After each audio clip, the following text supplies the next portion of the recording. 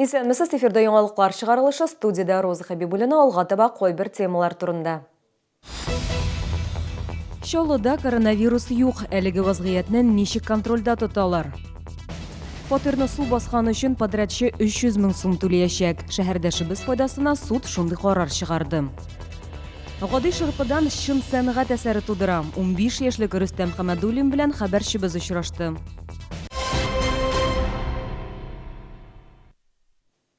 Мэриядә коронавирус белән бәйле шәһәрдәге вазгыятькә багышланган матбугат конференциясе узды. Белгечләр Кытайдан килүчеләр белән үткәрелә торган чаралар турында сөйләде. Бүген Чаллыда Кытай Халык Республикасыннан 10 кеше, өчесе тикшерелгән, тулысынча сәламәт. Калганнары анализ нәтиҗәләрен алганчы медицина күзәтүе астында. Роспотребнадзор хезмәткәрләре коронавирус инфекциясына бәйле вазгыять контрольдә ди. Кытайдан килгән гражданнар гына түгел, алар белән элемтәгә керүчеләр дә тикшерелә. Сейчас вновь прибывшие после 1 февраля берутся анализы трехкратно. У контактных на 1, 10, 12 день, у больных на 1, 3, 10 день. Берутся анализы. 3 вида материала. Это смывы из рота, носа, глотки, кровь и моча. В 2 экземплярах берется. И отправляется все сначала в Казань, ФБУ, затем в Вектор, в Новосибирскую область. Шәһәрдәшебез чылны строй ремонт оешмасыннан 284 мең 276 сум күләмендә зыянны каплату өчен дәгъва белән судка мөрәҗәгать иткән. Капиталь ремонттан соң салкын кайнар су белән тәэмин итү һәм канализация торбаларын алмаштырганда фатирны су баскан, шактый зыян салынган. Фатирның техник торышы турында акта капиталь ремонт вакытында стоякларны алыштыру буенча эшләрне сыйфатсыз башкарганнар дип язылган. Җавап бирүчегә зыянны ирекле рәвештә каплау турында мөрәҗәгать кире кагылган. Подрядчы «Твой дом» оешмасы гарантия килешү нигезендә подрядчы идарәче оешма өченче затлар объект милекчеләре алдында гарантия срогы чорында башкарыла торган эшләрнең сыйфаты, су подрядчылар йөкләмәләрен үтәмәгән яки тиешенчә үтәмәгән өчен аларны җәлеп иткән очракта җаваплылык тотарга бурычлы. Суд шәһәрдәшебезнең таләпләрен канәгатьләндерде. «Твой дом» оешмасы 300 мең сумга якын зыянны капларга тиеш.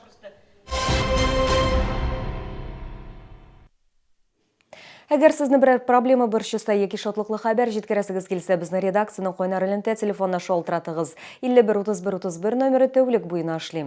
Кыска гудоктан соң хәбәрегезне калдырыгыз. Безнең хәбәрчеләребез сезнең белән элемтәгә кереп, проблемагызны хәл итәргә булышыр. Шалтыраткач исемегезне һәм телефон номерыгызны калдырырга онытмагыз. Кама балалар медицина үзәгендә авыру балаларны карарга өйрәтәләр. Балалар сыркауханәсенә беркетелгән территориядә 27 авыру бала яши. Моннан тыш балалар хастаханәсендә паллиатив ярдәм алучы балалар да бар. Авыру баланың һәм аның якыннарының тормышларына авыр чир керткән үзгәрешләргә юл ашырга һәм гаиләдә сәламәт психологик атмосфераны саклап калырга ярдәм итү өчен үзәктә авыру балаларны карау үзенчәлекләренә туганнарын өйрәтү буенча мәктәп оештырылды. Дәресләрдә паллиатив карауга мохтаҗ балаларның әти-әниләре, физик мөмкинлекләре чикләнгән балаларның әти-әниләре, авыру балаларны карап торучы һәм алар янына баручы медицина персоналы катнаша.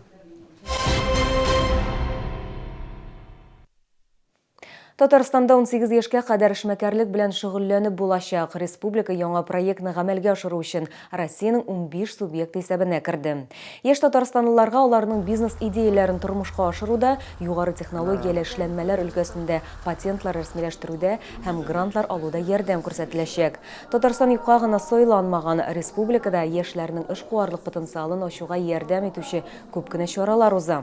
Проект кысаларында бизнес алып бару тәҗрибәсе булган остазларны җәлеп итү, мәктәп укучыларында һәм студентларда эшлекле сөйләшүләр алып бару күнекмәләрен формалаштыру, 18 яшькә кадәргеләрнең идеяләрен инвестициялау өчен эшкуарлыкка ярдәм итүнең төбәк мәйданчыклары белән эшләү планлаштырыла.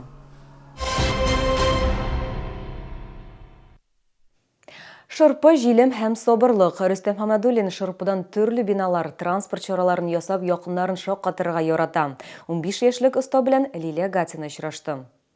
Рөстәм Хамадуллинга 15 яшь инде, 1 ел ул гади шырпыдан сәнгать әсәре тудыра. Барысы да интернетта видео күргәч башланды ди егет. Башта йорт ясап карадан, барысы да уңышлы килеп чыкты ди. Аннары катлаулырак модельләргә алынган. Кол Шәриф мәчетенең миниатюрасын ясауга 1 айдан артык вакыт киткән. Мне родители сказали, попробуй мечеть сделать, Кул-Шариф, например, в Казани. Я решил попробовать, и вот получилась такая вот мечеть. На нее я потратил 6500 спичек.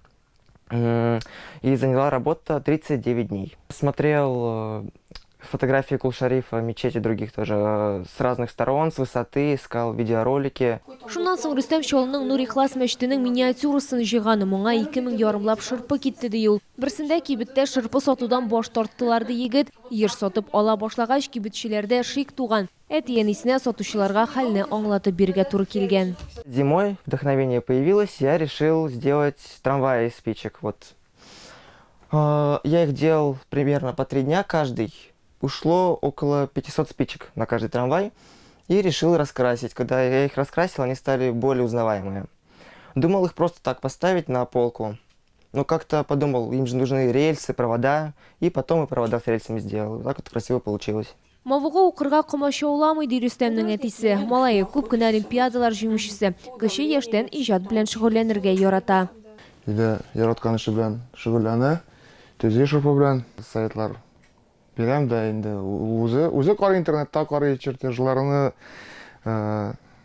рәсемнәрне карый инде үзе.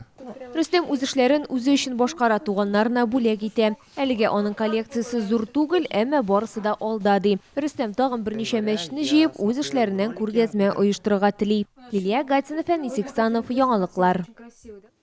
23 февраль Россияның хәрби дон көне ватанны саклаучылар көне буларак билгеләп үтелә. Ул 1995 елдан бирле бәйрәм ителә. Тиешле указга 25 ел элек Россия президенты Борис Ельцин кул куйды. Яршалы дәүләт педагогика университеты студентлары бу бәйрәмне зурлап билгеләп үтте. Чара турында Эльвина Андрова сөйләячәк.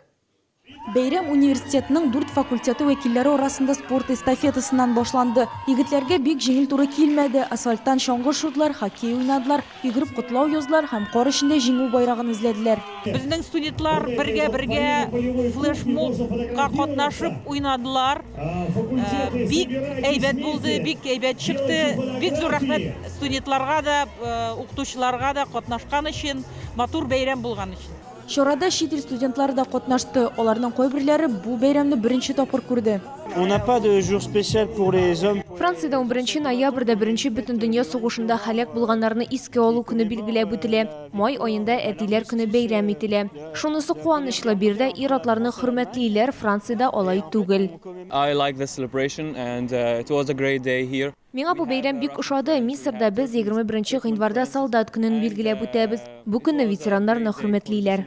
Командаларда студентлар белән бергә укытучылар да ярышты. Йөгердек, чаптык һәм алай гына түгел, әле кичкенә генә бүләкләр эләкте. Шуңа күрә менә мондай чаралар калса кирәк һәм студентлар һәм укытучылар бергә булганда, монда алар арасында дуслык мөнәсәбәт тагын да ныгый, үсә дип саныйм. Безнең спорт залда ике команда арасында була көчле дип уйлыйм, көчле шундый уен. Египеттан килгән безнең абитуриентлар да тимендә, студентлар бәйтәбез имзаларны.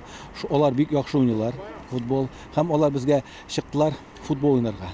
Бәйрәм салют белән тәмамланды. Катнашучыларны солдат боткасы һәм тәмле чәй белән сыйладылар.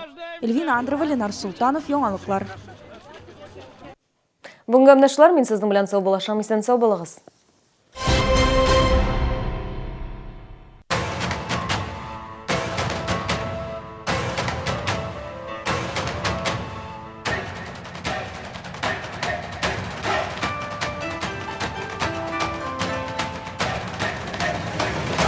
Данила Мастер. На все резные памятники 20%. 910211.